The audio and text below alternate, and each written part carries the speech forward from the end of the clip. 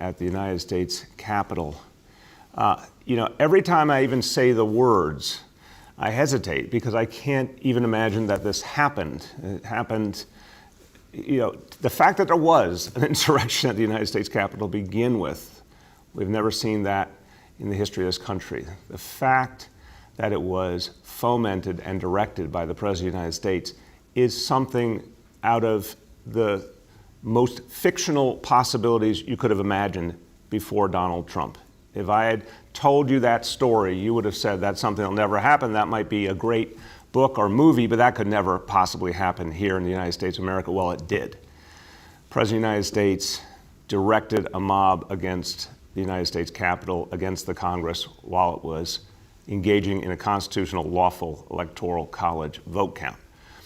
In light of this criminal act, the city of New York has determined that it is within our power to terminate all contracts with the Trump organization. So we will no longer be doing any business at all. By the contract language, we have the right to terminate contracts, obviously, if a criminal act has been committed, and a criminal act has been committed. So goodbye to the Trump organization. We're not doing any business with you. By the way, a lot of other people are not doing any business with you any longer. One of the contracts the Trump organization has had up to now is for a golf course in the Bronx. And in that contract, obligated to have championship golf tournaments there. Well, guess what? The PGA just said they won't allow any of their tournaments at Trump organization golf courses. This criminal act has led a lot of companies, a lot of people, to determine that things need to be different, that we cannot accept a status quo where a criminal gets away with this. So we are acting.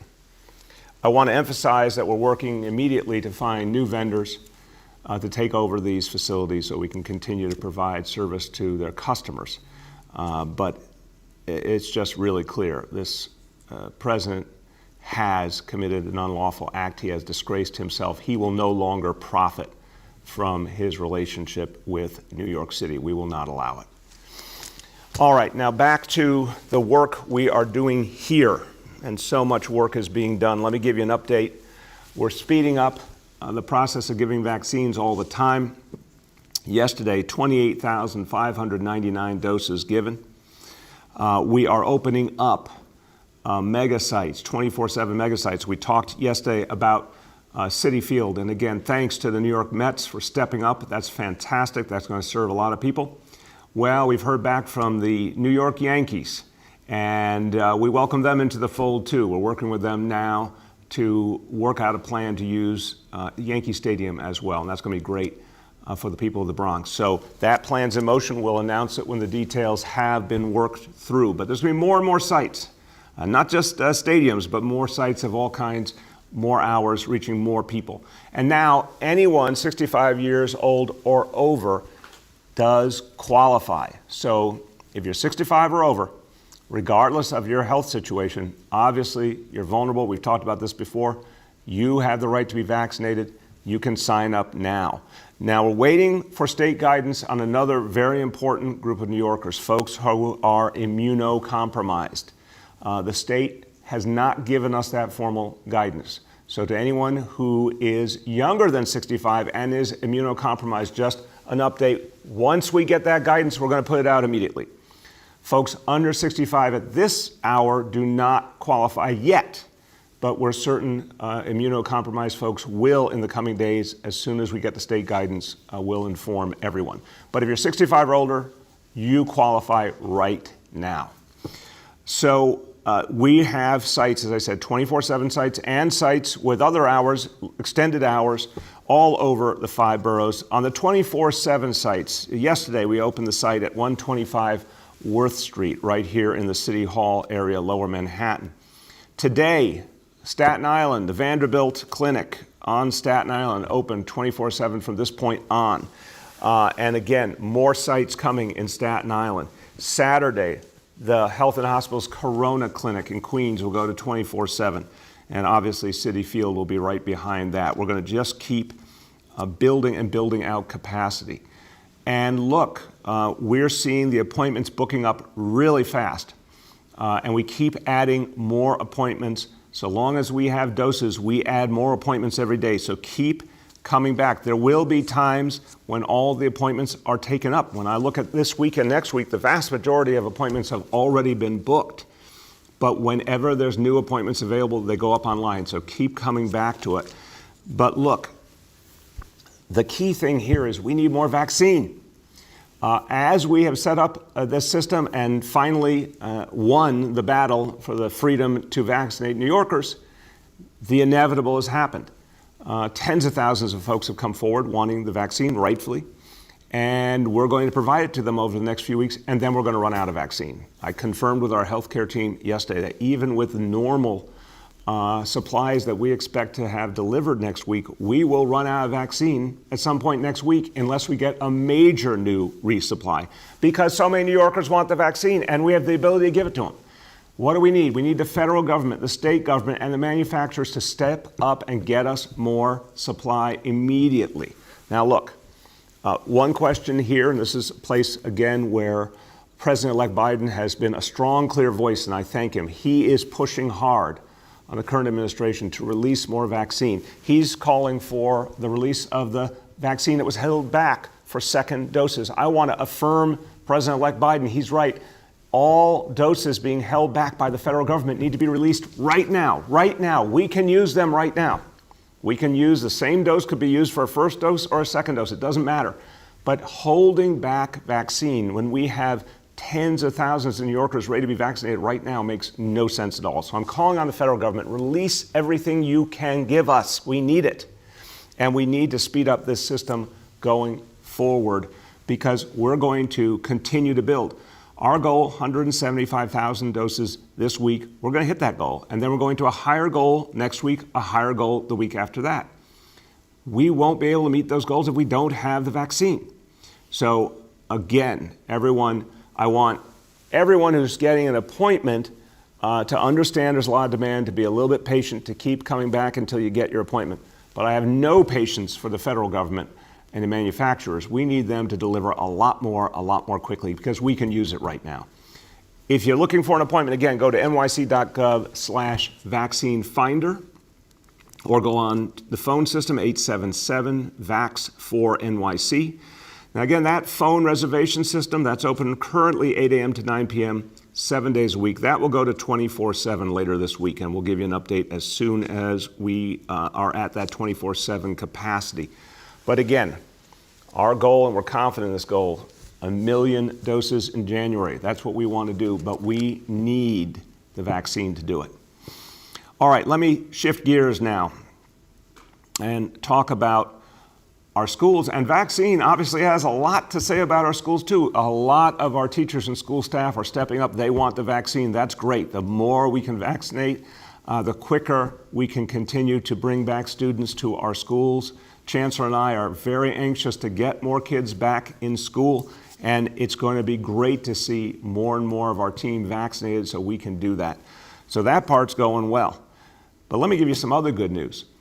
We said last month in December that we wanted to transform our schools as much as possible to 5-day-a-week instruction, that it was so important for kids to get 5-day-a-week instruction wherever possible, wherever the space allowed for it, that for parents, obviously for their lives, for their schedule, something parents desperately wanted. Here's an update. Almost every one of our 878 schools now is offering some amount of 5-day-a-week instruction. In some cases, it's all the kids all the time. In other cases, it's a majority of the kids. Some schools, because of space and other reasons, they can't yet do a majority, but they're prioritizing kids in greatest need, kids who live in shelters, for example, or kids with special needs. That effort has gone really well, so I want to give you an update. Right now, we have 247 schools, 247, that are providing 5-day-a-week instruction to all their students. I want you to hear this clearly. 247 schools providing 5-day-a-week instruction to all their students. That means they have effectively gone back to normal for the students who signed up for in-person instruction. Now, to put that in perspective, that number of schools, that alone, those 247 schools, would constitute alone the 8th largest school district in America. That's the magnitude of what's been achieved here in terms of returning to 5-day-a-week instruction, and we want to build on that. We want to keep building that out, and obviously, looking ahead, as more and more of our teachers and staff get vaccinated, that's going to open up a world of possibilities. So we're excited about what's happened already, and we're excited about what will happen in the weeks ahead. We're also extremely focused on making sure that this moment, this horrible moment of the coronavirus crisis, that some good comes out of it, some transformation comes out of it. One of the most powerful examples of transformation has been the closing of the digital divide. Because in this crisis, and I want to give the Chancellor and his team a lot of credit, when we had to go to remote, Chancellor Carranza and his team made a commitment to getting kids not just devices that they could use for remote education, but the very best devices, the most current, up-to-date, high-quality devices, and that's what they proceeded to do in record time. I want to give you an update that now we have 450,000 devices have been delivered for free to the children of New York City to help them with digital learning. 450,000 devices, 50,000 more on the way, and we're going to get those right to the kids who need them. This has been a very successful effort. The scale is unbelievable, and it's worked, and it will continue now through our schools. We're going to give the responsibility to each and every school to keep track of each family and what they need, make sure their devices are working, they have the right service, and if they need something else, to get it for them. So this is going to be an ongoing effort because digital education is going to be crucial, not just this year, next year. We have our 2020 Student Achievement Plan go into effect to close the COVID achievement gap. We need to make sure our kids have the right technology. Each school will follow through on that mission with each family. Now, another important update, and this comes to the point about serving all kids the best way. Announcement last night that we're sending forward to the PEP a plan that would have the gifted and talented test administered this spring in April, as it has been done, but that will be the last time the test is administered in this fashion. The gifted and talented test is the definition of a high-stakes test, a single test that determines so much. This approach to testing is not something I believe in. It's not something the Chancellor believes in. It's something that's caused a lot of frustration for so many families. At this point in the year, a lot of families had already prepared. They were counting on the opportunity. We respect that, so we'll go forward. But we will not be providing that test in the future. We need a much better approach to serving kids who have a lot of capacity. That's great. Some kids have a lot of talent. Some kids are ready to learn faster. But that's a lot of kids, a lot more than are benefiting currently from the very small amount of gifted and talented programs that exist. You know, the Chancellor spoke about the fact that next year we're going to be doing a lot more individualized education for all kids. We're going to be using the new digital tools to allow teachers to do so much more. That's also going to allow us to reach kids with a lot of talent and tailor-make the approach for them. So we're able to do some very new and more powerful things to help our kids and to help a lot more kids. I guarantee you there's a hell of a lot more kids who have talents and abilities and the need for special opportunities than just the few who have been in gifted and talented to date. So we're going to have an intensive public engagement process through the spring and into the summer to really work with stakeholders of all kinds, parents, elected officials, community leaders, obviously our PEP, to think through what's the right approach for the future. It will not be a single test, and we think we have an opportunity to do something so much better that can reach so many more kids. But we're going to work closely with stakeholders to get this right, and then we'll announce the new approach by September. Okay, let me give you an update on another topic, and this one is one we're all focused on. We are all concerned about how we bring New York City back and how we bring New York City back strong By the way, everything we've talked about so far is part of that. Getting the people of the city vaccinated, bringing back our schools strong in September. All of this is how we bring back New York City and have a strong recovery and make this city not only as great as it always has been, but even greater, because we're going to address a lot of the inequalities and disparities as part of our recovery. So we know that to bring this city back, we have to bring back small business. And a lot of efforts have been underway to help small businesses survive and thrive ahead. But one of the key things was the fight that has been going on for months and months to get the federal government to actually provide direct support on a much higher level. In the recent legislation, I again won't call it stimulus because it wasn't truly stimulus, it was COVID relief. In the recent COVID relief legislation, the Small Business Administration federally has now reopened the Paycheck Protection Program, PPP. That reopened on Monday. Now these are loans, they are forgivable loans that support the notion of keeping workers on payroll. And this now has been an allocation of $284 billion for small businesses. We want to make sure every small business that wants to participate is able to. We want to make sure New York City gets its fair share. We want to make sure this process works for small business. So our Department of Small Business Services has created an approach to help any small business any small business owner who needs help getting through the process, applying.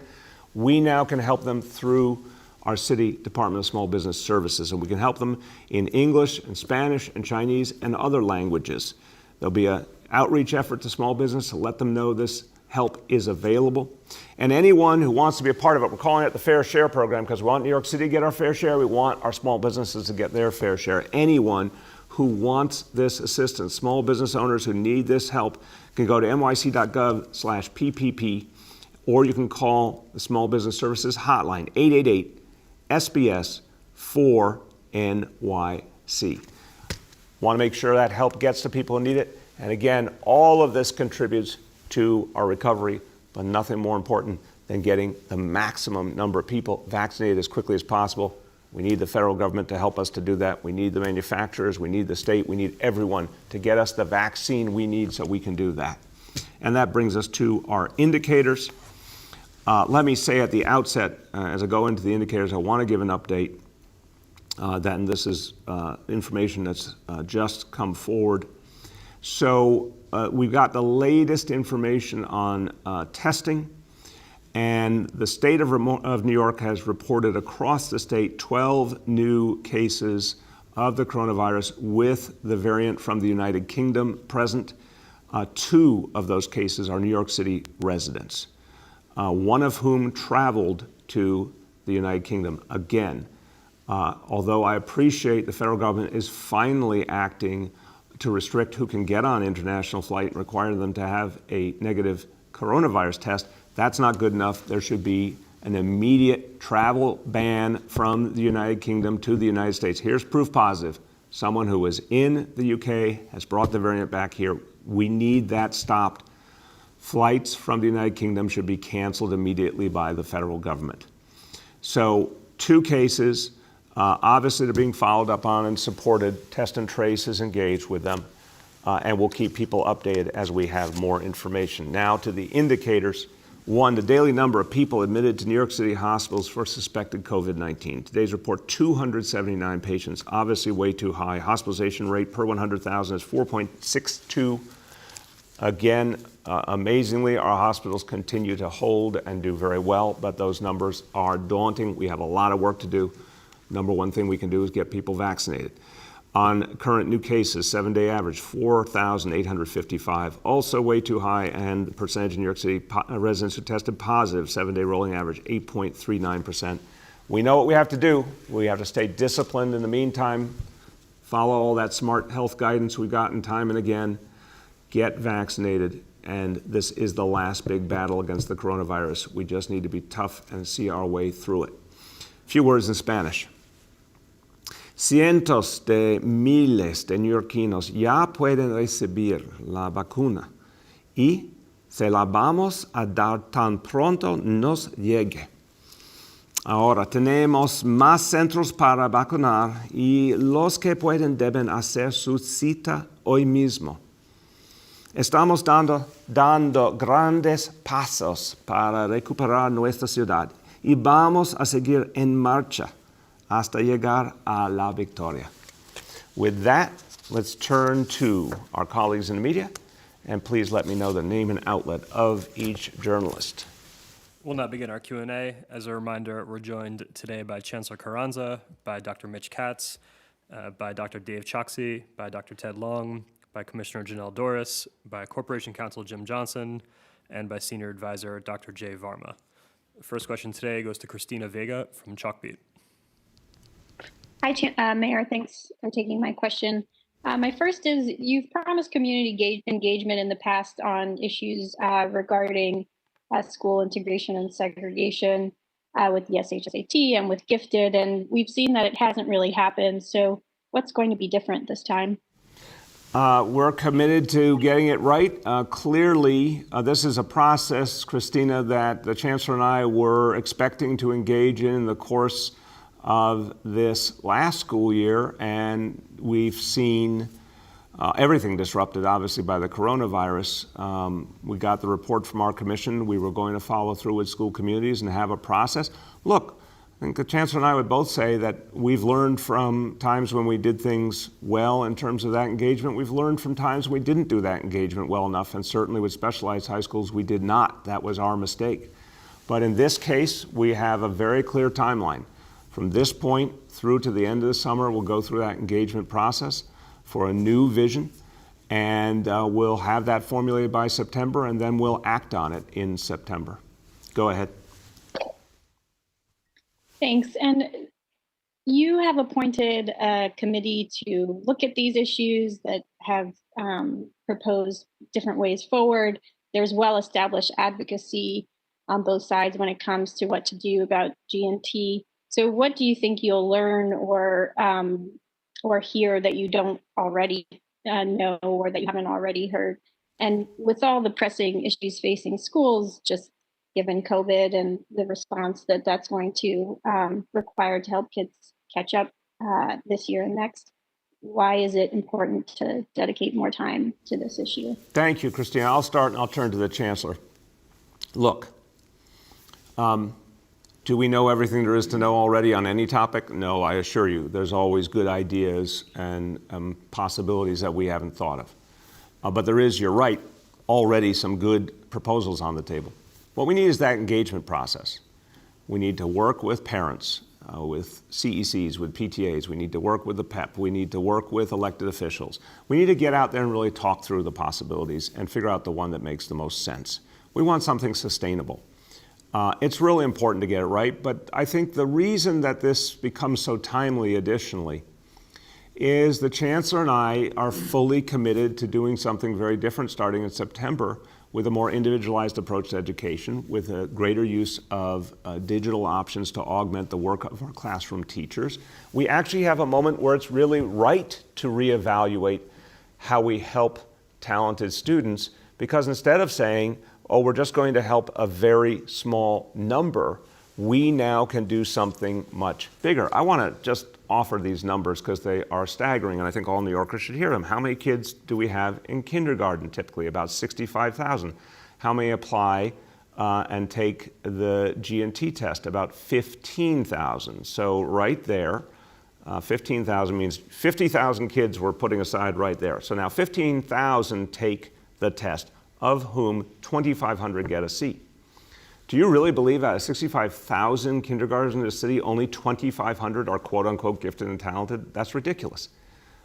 Many, many more have all sorts of gifts and talents, and they deserve opportunity, and we need to re-envision this system. So since we're going to be doing more individualized instruction anyway, what better time to rethink this approach? Chancellor.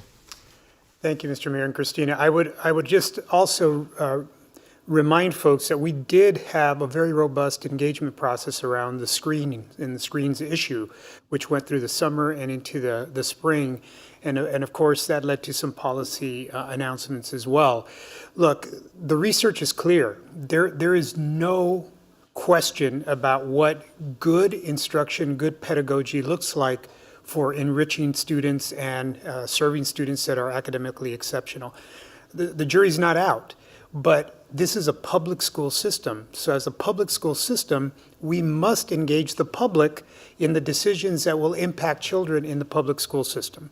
And what the mayor and I are talking about is engaging in a process to do just that, to bring people to the table, to have a conversation about what the research says, to understand what historically folks have wanted in our school system, and through that engagement process, then reach a point where we take the research, we take the best practices, we take the input that's been given, and everyone has at least a piece of that conversation when public policy is made. We think that that's a much better approach rather than just saying the research is clear, so this is what we're going to do. Again, it's a public school system, so the public should be involved in the conversation around the policies that are implemented. Thank you. The next is Andrew Siff from WNBC. Good morning, Mr. Mayor, and everyone on the call. With regard to the cancellation of the Trump Organization contracts, why are you so confident that you have the legal authority to do this? All kinds of contracts are binding unless there is a confirmed crime or confirmed improper activity. So before any of that is even formally alleged, how are you so confident? I'll start and I'll turn to our corporation counsel, Jim Johnson. Andrew, we all saw a crime committed live on TV. Come on. It's quite clear the President of the United States committed a criminal act. He directed an insurrection against the United States Capitol, period. That's criminal. That's treasonous. Clearly, the Congress understands that and is acting on that right now. We are not going to do business with the Trump Organization. We are not going to do business with a criminal organization. If I said to you, should we do business with the mafia, you'd say no. Unfortunately, at this point, the Trump Organization is just another organized crime organization from my point of view because the president, out in the open, you remember when he said he could walk down Fifth Avenue and shoot someone and get away with it?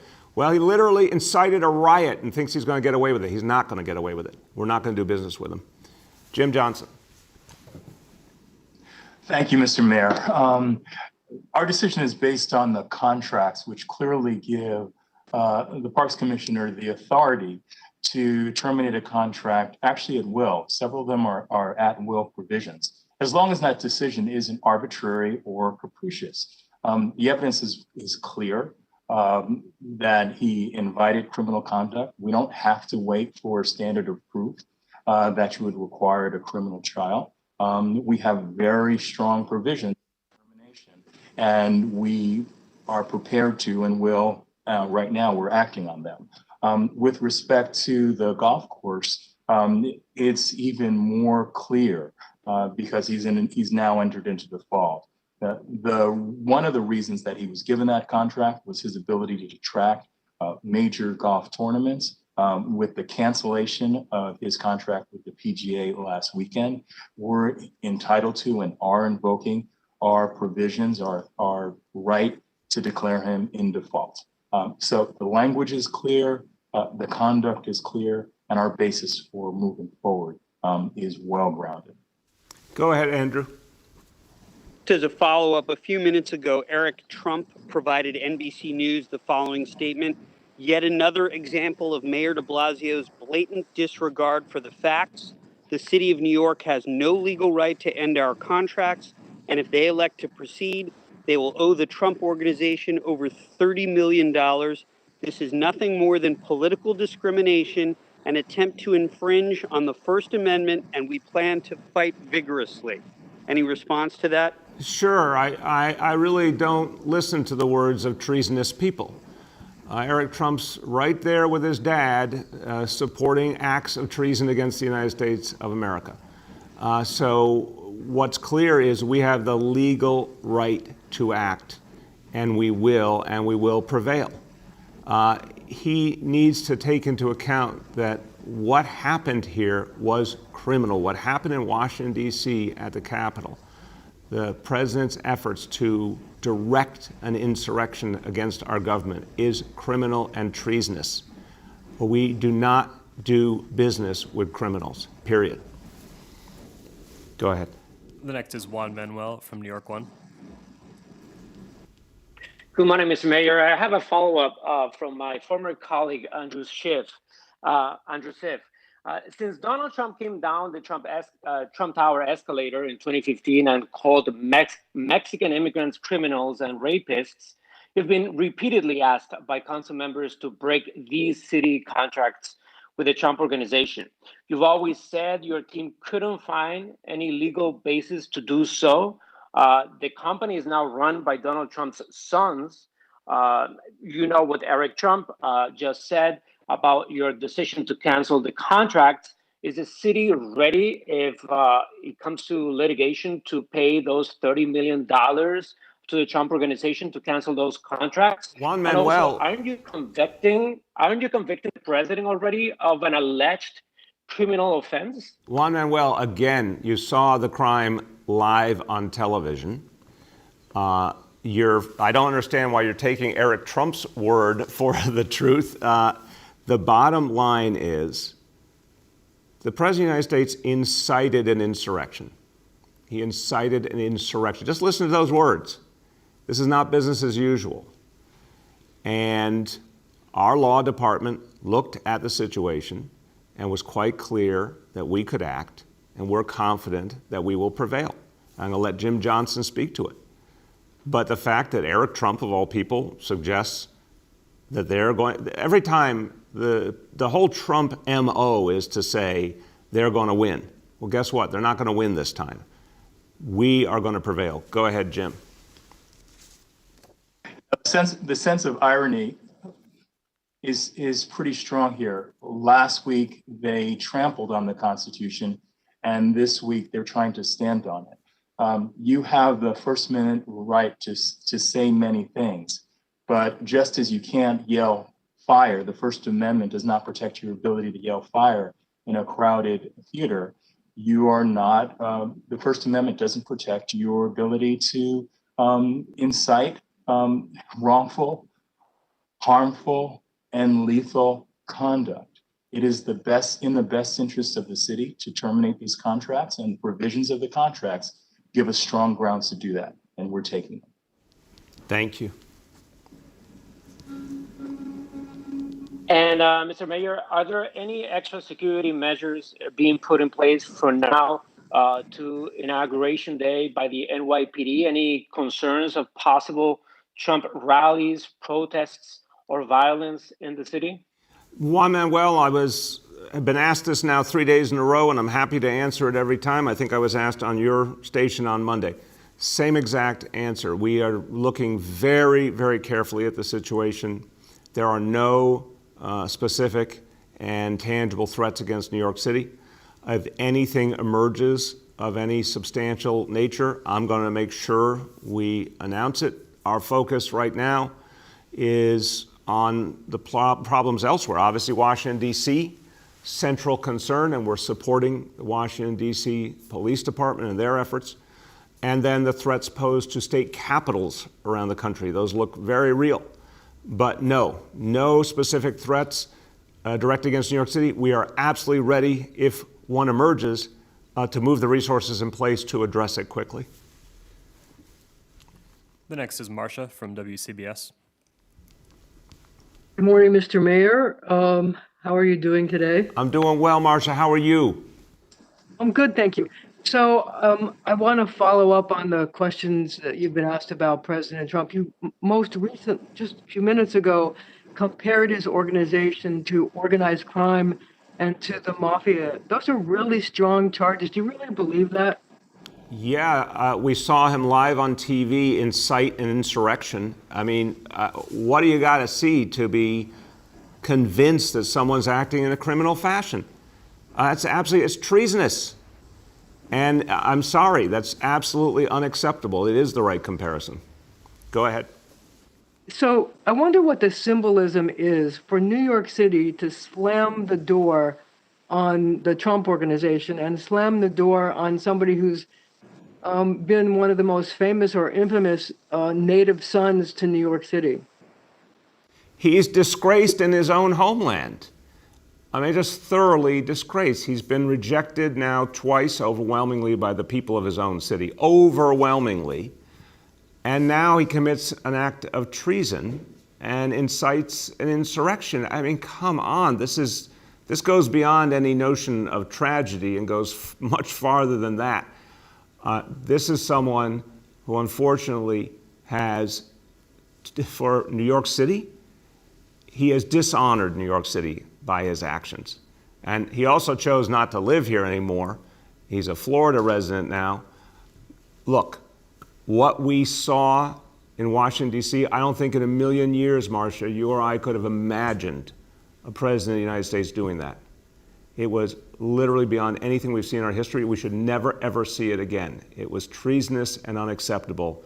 And he is being treated as a treasonous individual by leaders of both parties, by companies all over this country. People are speaking out. New York City will not do business with someone like that, period. The next is Amanda Eisenberg from Politico. Morning, Mr. Mayor. How are you? Hey, Amanda, how you doing? I'm well, thank you. So I spoke with a 79-year-old yesterday. She lives in Manhattan. She took the subway to Bushwick to get vaccinated. When she arrived, she had an ID number and a confirmation for her appointment. It turned out that that information came from the state and not from the city who was running that site. So she was in line. They moved her to a different line. And again, she's 79. And the people who are working the site from the city encouraged her to go home and re-sign up. She insisted that she waits, and she had the appointment. 3 hours later, she was able to go home with a vaccine, but no follow-up appointment for her second dose. I know Dr. Choksi spoke a lot about some of the problems yesterday. I wanted to bring this to your attention and get your feedback on how do we avoid these things happening, especially with people who are older and might not be able to wait in line for 3 hours and have to stand on their feet. Yeah. First of all, I'm very sorry that happened to her, and we absolutely want to fix that. It's the first I've heard of anything like that, Amanda. That's not acceptable. We need to fix that. And if you'll be kind enough to make sure Dr. Choksi's team gets her contact info, we will definitely make sure she gets her appointment for the second shot. Thank God she did get the shot eventually. But no, look, if there's any problem like that where someone legitimately signed up and we need to just cut through the red tape and get them the shot, we will get them the shot. That's the bottom line. And we'll look to see if there's anything we have to fix in terms of the systems. But what I'm hearing overwhelmingly is people are getting to the vaccination centers and getting their shot at the time and around the time when they were scheduled to do so. But I don't want to see someone like that turned away, obviously. We have to be smart and just get someone in need the shot they need. Go ahead. Great, thank you. And I also wanted to get back to this the COVID variant strain that you mentioned earlier. So we have 2 new cases in New York City. Are you hearing from your health department to sound the alarm bell about having people stay closer to home, maybe not travel to their office, with the understanding that if this variant were to spread, something like what happened in the UK could happen here, where we have hundreds or thousands of people with this variant and the hospitals get overwhelmed again? It's a real concern, Amanda. I'll start and I'll turn to Dr. Choksi and Dr. Varma. I'm very concerned about this variant. This is why we need a travel ban immediately. Again, I appreciate that finally, and I've called for this months ago, there's federal action on ensuring that anyone who gets on a plane has a negative test. But in the case of the UK, that's literally not enough. We need those flights canceled, and we need a travel ban until the situation is greatly improved. I am very concerned about this variant. You know, we're just at a point now where we have an opportunity to turn the corner because of the vaccine, and now we have this new challenge. I would absolutely urge people who are vulnerable to be very, very careful.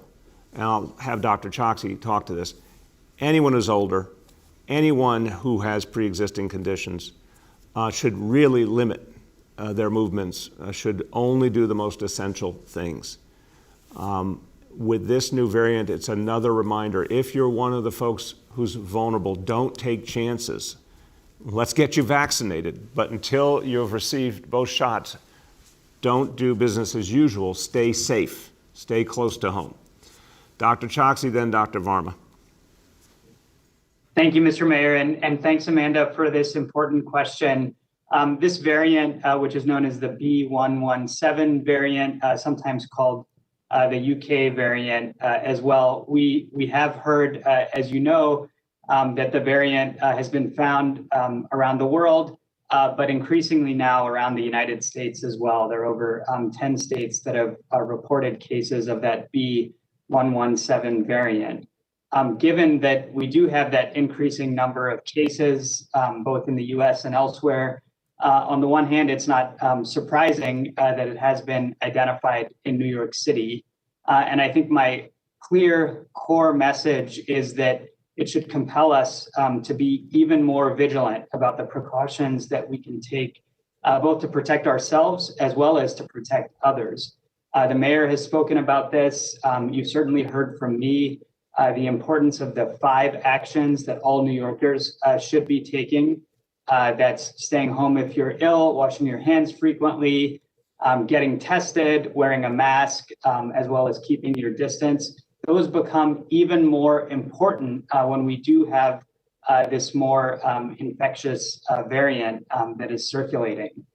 The other thing that I will say about it is that there's no evidence that the virus, that this variant of the virus causes more severe illness or mortality. But the fact that it is more infectious means that it is all the more important for the people who are most vulnerable to those severe outcomes to take the steps that they need to protect themselves, and for all of the rest of us to do those 5 actions that I mentioned. I hope you hear the urgency in my voice because this is important to avoid further tragedy as we have seen over the last few months. Go ahead, Doctor. Thank you. And go ahead, Dr. Varma.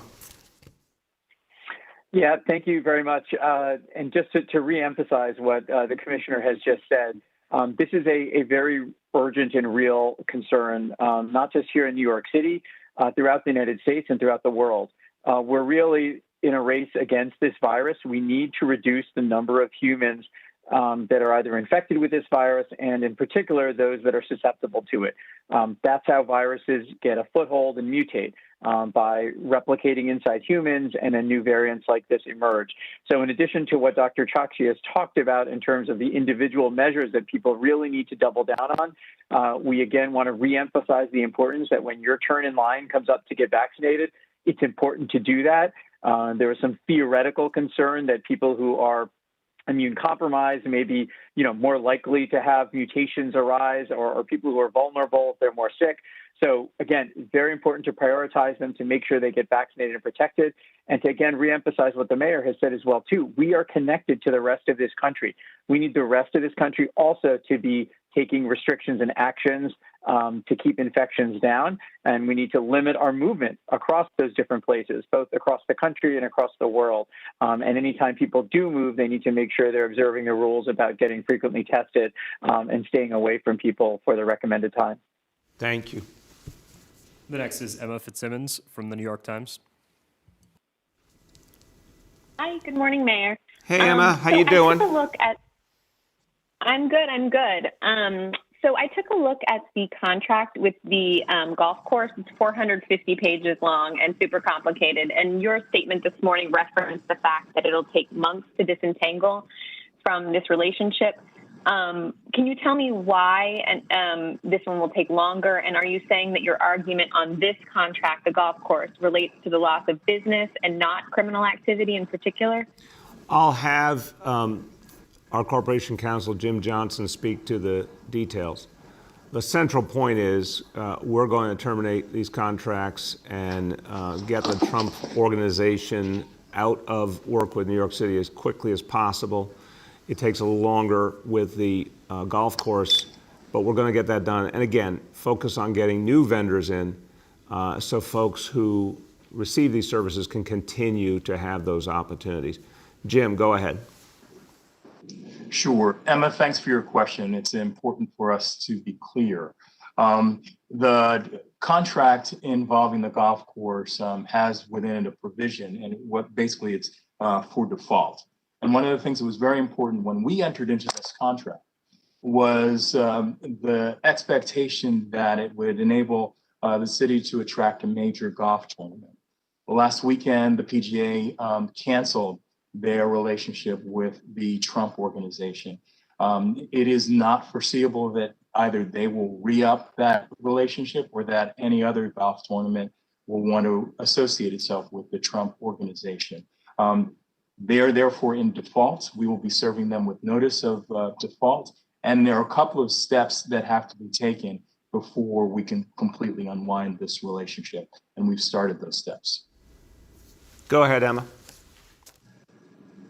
Okay, my next question is about the vaccine rollout. I've been hearing from a lot of people who are frustrated trying to get an appointment. I helped my own father get an appointment in Texas recently, and it was quite aggravating. Are you worried that New Yorkers without online literacy or good internet, who are working long hours and maybe don't have time to sit on a website and refresh it all day or call repeatedly, are you afraid that these people are going to get left behind? I'm definitely concerned, Emma, that the process, if it's a difficult one for people to engage, that we may have people get frustrated by it. Definitely understand that. And we don't want it to be difficult. In fact, we're working every day to make it smoother and quicker. We're going to 24/7 with that hotline. And again, just so everyone hears it, 877-VAX-4-NYC. That's going to be 24/7 by the end of the week. We started a week with 750 customer service reps on that line. We're going to keep adding. There is a wait time, that's for sure. But I want to emphasize, we're not a patient people in New York City, but the wait time has been between 10 and 15 minutes on average. So we want to bring that down, but it is something that people can generally manage. But this is all, to me, that's the small part of the problem. When I think about what's going to frustrate people, it's most frustrating when there are no appointments available.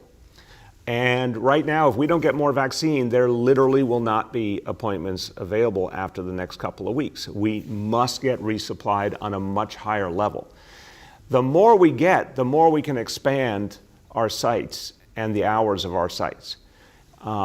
So I think that's the central question. Clearly, I agree with you. I do not want to see folks, especially some of the most vulnerable folks, lose faith and not go to the effort.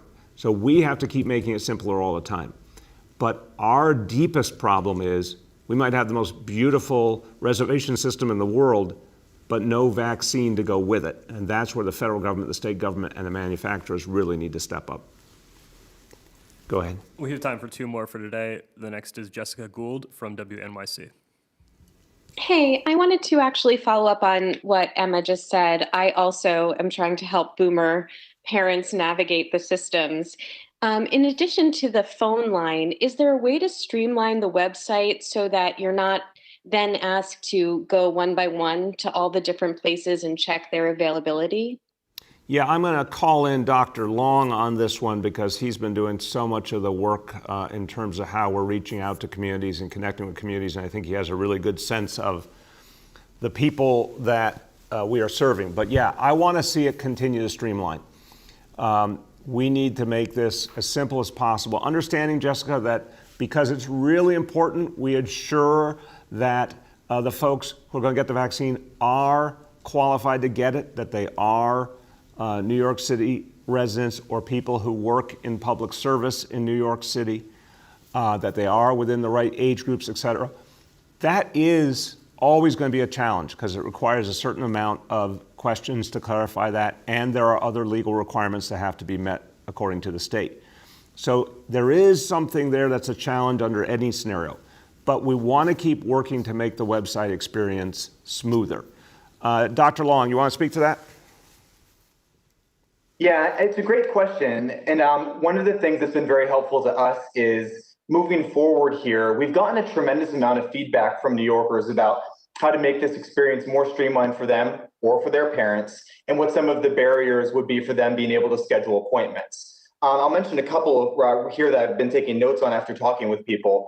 And this is what my patients tell me in the Bronx too. One, my patients that work at night, they want to get their vaccinations at night. So to surmount that barrier, we now have 24/7 access to the vaccine in the Bronx and in Brooklyn. and this week in every single borough, today in Staten Island. And I'm proud of our ability to offer that to everybody, including my patients, to remove that barrier. In terms of the website and being able to schedule appointments, some of the things that we've heard about is, one, not everybody has the internet. And I have patients that are above 65 that have a flip phone. They do not have smartphones and they do not have internet. So I'm happy to be able to tell them now that they can call 877-VAX for NYC, which has extended hours, hundreds of operators, and make their appointment over the phone. That helps them to remove that barrier that otherwise would disallow them to be able to make an appointment. Another thing we've heard feedback on is wanting to have a language access. So we have a language line that's incorporated into the call center now, so we can speak to you in any language that you speak, so that we can be able to surmount that barrier and make the appointment for you. As we move forward, I hear you on the point around, can you see where there's more eligibility after you, or more access after you complete the eligibility screen?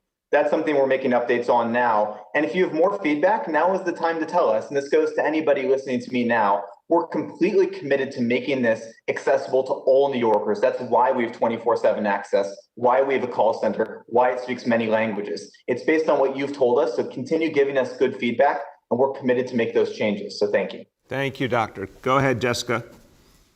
Okay, thanks. And on gifted and talented, I know that we're at the beginning of a stakeholder engagement process, but can you tell me a little bit about what you've seen other places do that might serve as a model for New York City? I'll start and I'll turn to the Chancellor. Look, I think what's most interesting here is the chance to rethink how many kids need the special opportunities, need the opportunities to take their talents and run with them. The original concept was around kids who had special abilities not getting an opportunity in the classroom to really pursue their abilities and the frustration that came with that, right? The classic kid who's a smart kid and bored in the classroom because they could be going and working even on additional material. Well, we can now address that in new ways because we have these digital possibilities that before were pretty limited and used in a pretty limited fashion. Now everyone's using them. That's going to give every classroom teacher a lot of new tools to work with. And again, these numbers astound me, how few kids right now get access to anything called gifted and talented, when there's obviously many, many thousands more kids who in many ways are gifted and talented and deserve it. So I just want to lay that foundation before turning to the Chancellor, that I think there's a very different way to think about this, and this moment in history has actually opened our minds to those possibilities, and because we're seeing it play out right now in education in this city. Chancellor. Yeah, thank you, Jessica, and thank you, Mr. Mayor. So I can tell you what the vast majority, in fact, every school system I've worked in, don't do. They don't give a single test to 4-year-olds and then set them on a path to gifted and talented. That just doesn't happen. So what we've seen be very effective, you know, there's a very powerful quote that I share with my community every year. And it's from a 6-year-old child that says, "My teacher thought I was smarter than I was, so I was." That's the foundational cornerstone of what we're talking about, that there are children in New York City who have the capabilities, and they don't always develop at the same time, but have the capabilities to do more enlightened work, much more difficult work. But you don't do that by putting them in a special program and saying only these students get to do those kinds of assignments or those types of experiences. So being able to provide that kind of an experience for a broader selection of students while you're uncovering those unpolished gems, if you will, is part of the pedagogy that we're talking about. The silver lining, if there is any silver lining to this pandemic, has been that, as the mayor has mentioned, we've bridged the digital divide. There is more Wi-Fi now for our students. There's more capability that our educators have developed and that our students have developed and that our parents have developed to be able to use resources in a digital world much more effectively. So part of this reimagining is how do we capture those kinds of practices, make them available to a greater swath of our students, and then make sure that as we're individualizing the learning for each one of our students, we're doing that with the eye towards what that student said about their teacher.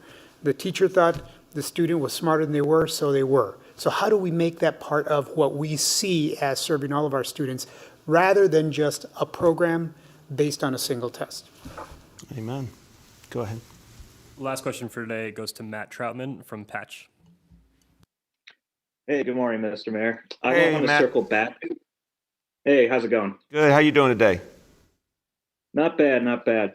Hey, I want to circle back to the UK variant. I want to get some more information about the cases, specifically where these cases are within the city by like neighborhood level. Any more information on like when these were identified, and just anything at all. Great. Thank you. Dr. Choksi, you want to speak to that?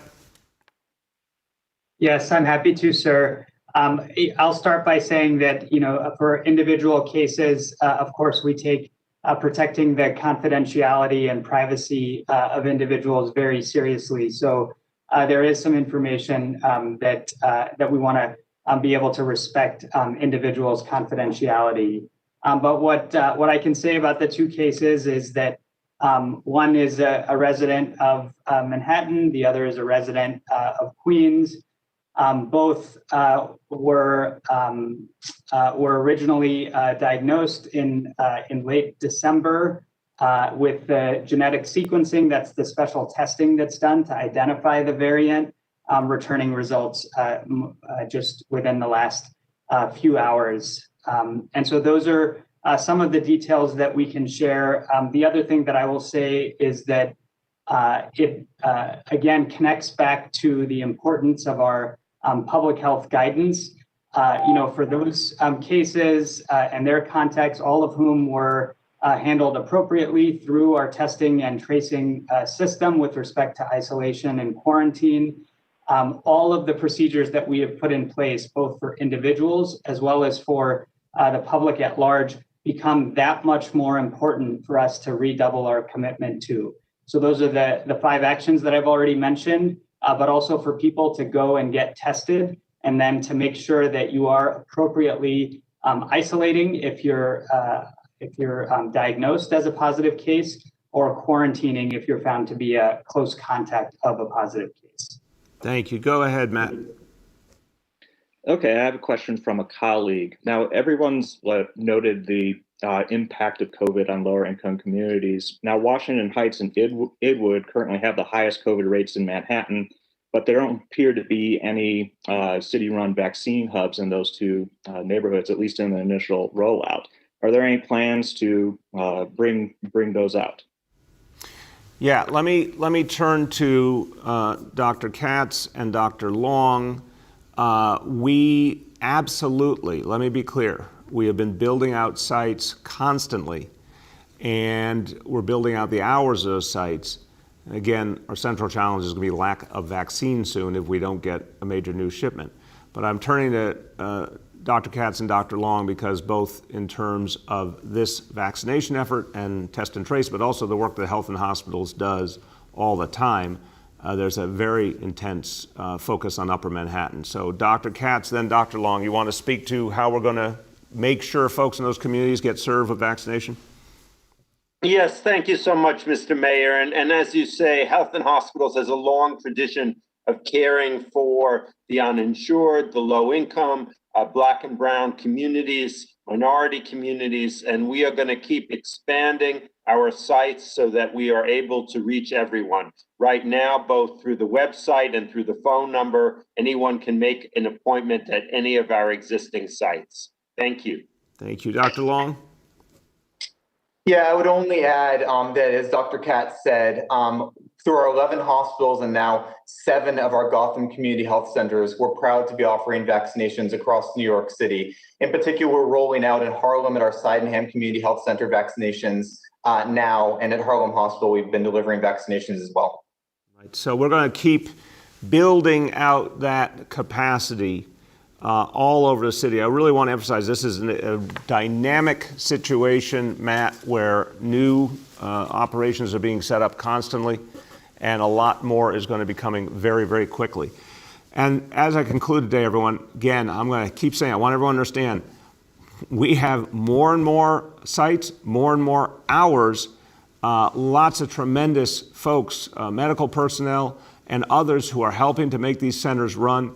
I've been to several of them already, amazing operations. I've talked to the folks who went there to get vaccinated. They're so grateful, and they also know they're really being cared for and supported by the people working in these centers. That's all the good news. The bad news is we're going to run out of vaccine if we don't get a major new shipment. What the federal government, state government, current plan, sending us 100,000 doses a week, that's not going to cut it.